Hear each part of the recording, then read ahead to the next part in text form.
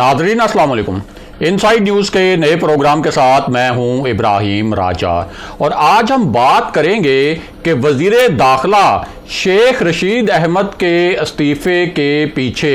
असल कहानी क्या है। ताकतवर हलकों की आला तरीन शख्सियत का एक आला ओहदेदार से जो राब्ता हुआ, ये राब्ता और इसके पीछे असल किस्सा क्या है। इस पूरे मामले में एक आला सतह के इजलास में क्या कुछ होता रहा। इस इजलास में एक अहम ओहदेदार ने कुछ ताकतवर हलकों के साथ जो राब्ते हुए और जो टेलीफोनिक एक गुफ्तगू हुई उसके मुतल्लिक किस नौयत के इंकशाफात किए। इस पूरी सूरत हाल में वज़ीर आज़म ऑफिस में किस नौयत की रिपोर्ट्स भिजवाई गई और ये जो पूरा खेल है वो असल में कहाँ से बदलना शुरू हुआ। हमारे जिन दोस्तों ने अब तक हमारे चैनल को सब्सक्राइब नहीं किया उनसे हम कहेंगे कि हमारे चैनल को सब्सक्राइब कर लें ताकि उन्हें अहम मालूमात बर वक्त मिलती रहें। अब वापस आते हैं आज के मौजू पर। तो सबसे पहले आपको बताएं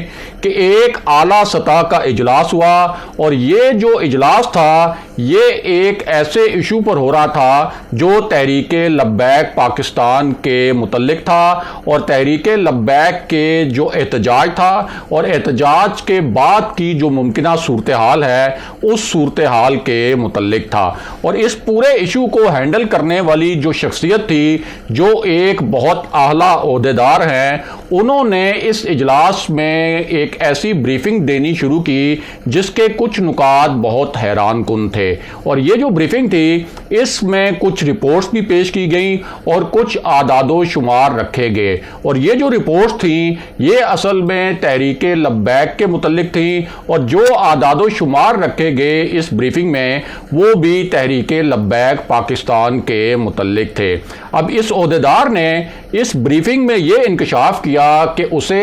ताकतवर शख्सियात का फ़ोन आया है और उसने अल्फाज ये इस्तेमाल किए कि ताकतवर हलकों की जो सबसे आला शख्सियत है उसका फ़ोन इस ओहदेदार को आया और इस शख्सियत के यानी ताकतवर हलकों की जो सबसे आला शख्सियत है उस शख्सियत के मातहत काम करने वाली एक और शख्सियत जो पंजाब में तैनात है उसका भी फ़ोन आया इस आला ओहदेदार को। और इस ओहदेदार ने बताया कि फ़ोन करने वाली ये जो दो शख्सियात थीं और इसके साथ साथ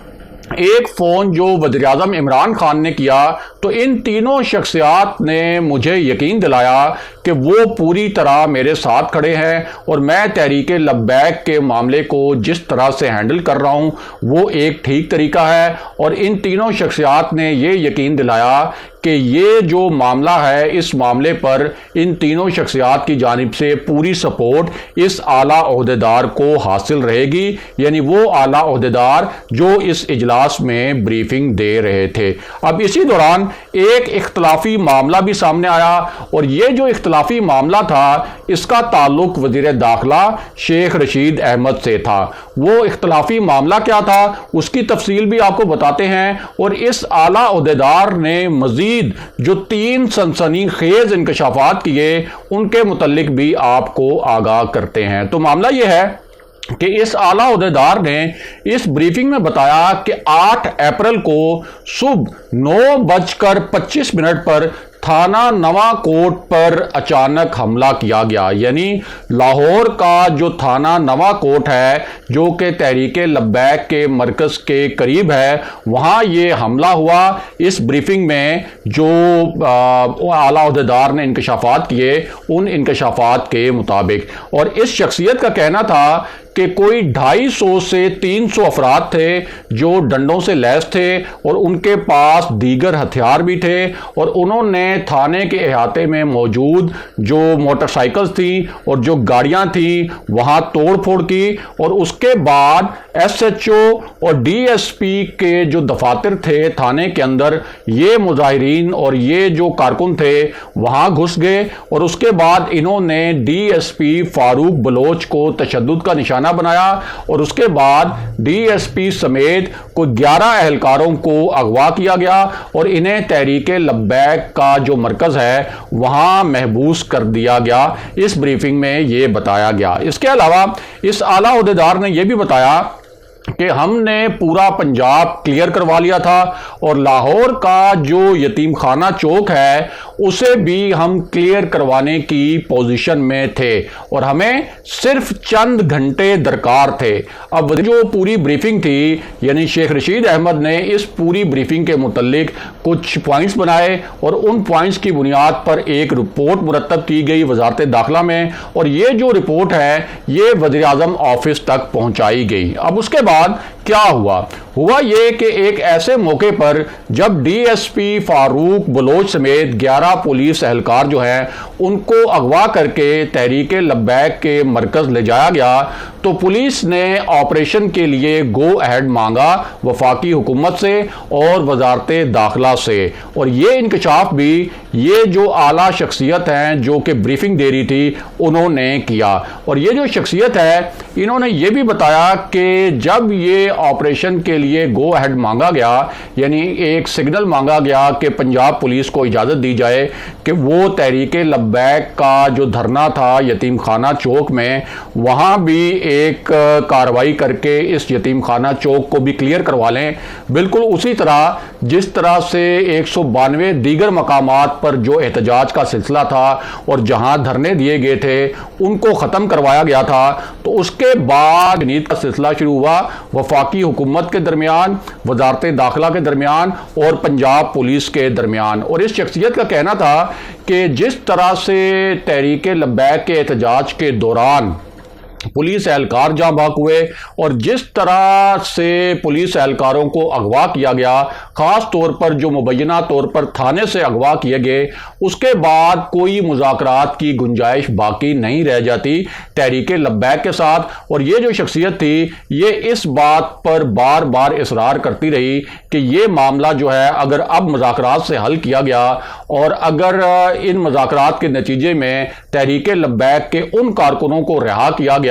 جو کہ تشدد میں ملوث تھے، جو کہ پولیس اہلکاروں کے قتل میں ملوث تھے اور جنہوں نے پولیس اہلکاروں کو اغوا کیا، تو اس سے پولیس کا جو morale ہے وہ بہت زیادہ ڈاؤن ہو جائے گا۔ اور یہ جو شخصیت ہیں جو یہ بریفنگ دے رہے تھے یعنی یہ جو اعلیٰ عہدیدار جن کا ہم نے آپ سے ذکر کیا، یہ شخصیت تھے آئی جی پنجاب۔ اب اس کے بعد اس معاملے میں ایک اور رخ آ گیا اور وہ رخ یہ تھا کہ ایک طرف تو پولیس یہ چاہتی تھی کہ وہ آپریشن کر کے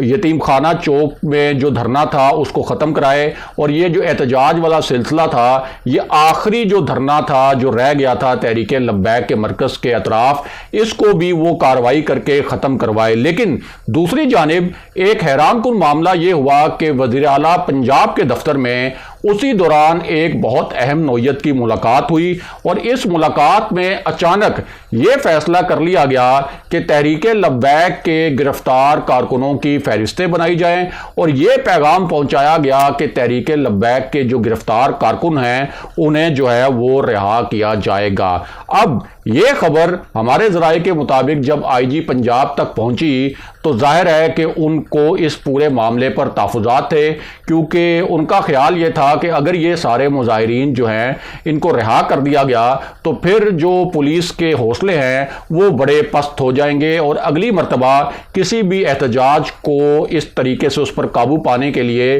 پولیس جو ہے وہ اس حوصلے کا اور اس جرأت مندی کا اظہار نہیں کرے گی جو کہ آئی جی پنجاب کے بقول تحریک لبیک کے احتجاج کو کنٹرول کرنے کے لیے دکھائی گئی۔ اب دوسری جانب یہ ہوا کہ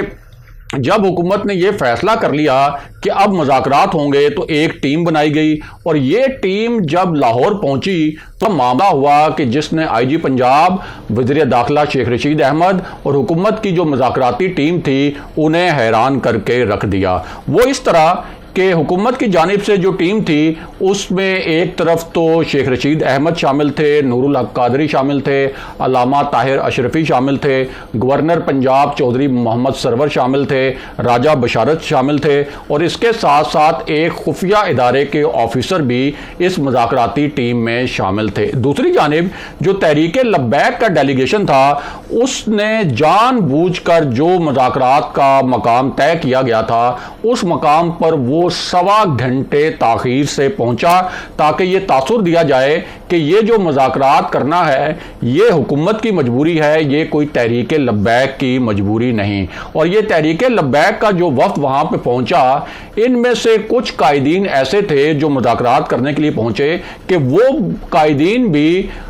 پولیس کو مختلف مقدمات میں مطلوب تھے۔ اب تحریک لبیک کے جو مذاکراتی ٹیم تھی اس نے جب یہ بات چیت کا عمل شروع کیا تو ان کا جو لہجہ تھا وہ بڑا ایگریسو تھا اور حکومتی ذرائع کے مطابق بڑا ہی منفی لہجہ تھا، اور اس وقت آئی جی پنجاب جو ہیں وہ اس طرح کے رویے پر تحریک لبیک کے قائدین کا جو مبینہ ایک منفی رویہ تھا اس پر بڑے ہائپر بھی ہوئے، اور انہوں نے وہاں ان کو دو ٹوک جواب دیا کہ آپ کے ساتھ کوئی بھی ایسی خاص رعایت نہیں کی جا سکتی کہ جس کے تحت کوئی ایسا تاثر بنے کہ پولیس والوں کے ساتھ کوئی زیادتی ہو گئی ہے یا ان کا مورال ڈاؤن کرنے کے لیے کوئی اقدام اٹھایا گیا ہے۔ اب ایک ایسی صورتحال میں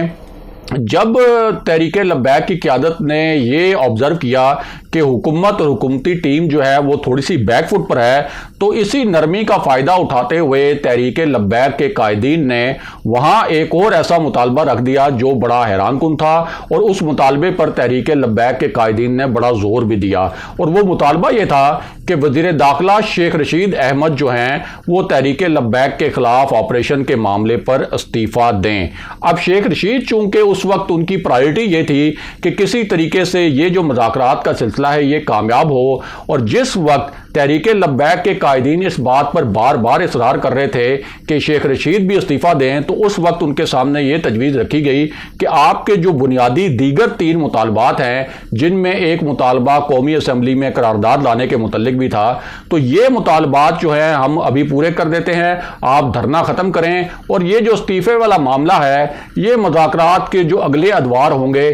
ان میں کہیں جا کر ڈسکس کیا جائے گا۔ اور ہمارے ذرائع کے مطابق اس وقت شیخ رشید احمد نے جس طریقے سے اس پورے معاملے کو ہینڈل کیا اس پر کچھ حکومتی رہنما بھی شیخ رشید کی پالیسی سے خوش نہیں تھے، اور اس پوری صورتحال میں ذرائع کا یہ بھی کہنا ہے کہ شیخ رشید نے جب تحریک لبیک کی قیادت کی جانب سے بھی استعفے کی ڈیمانڈ کی گئی تو اس وقت انہوں نے وزیراعظم آفس بھی یہ پیغام پہنچایا کہ اگر وزیراعظم عمران خان سمجھتے ہیں کہ مجھے استعفیٰ دینا چاہیے یا میری وزارت تبدیل کی جانی چاہیے تو میں اس کے لیے رضامند ہوں اور میں اس کے لیے تیار ہوں۔ لیکن اس وقت شیخ رشید احمد سے استعفیٰ نہ لینے کا یا ان کی وزارت تبدیل نہ کرنے کا فیصلہ اس وجہ سے کیا گیا کہ اگر اس صورتحال میں شیخ رشید کی وزارت تبدیل ہوتی تو یہ تاثر جاتا کہ اس وقت ریاست نے مکمل طور پر تحریک لبیک کے سامنے سرنڈر کر دیا ہے، اور پھر ایک کے بعد دوسرے استعفے کی ڈیمانڈ کی جاتی، پھر تیسرے استعفے کی ڈیمانڈ کی جاتی،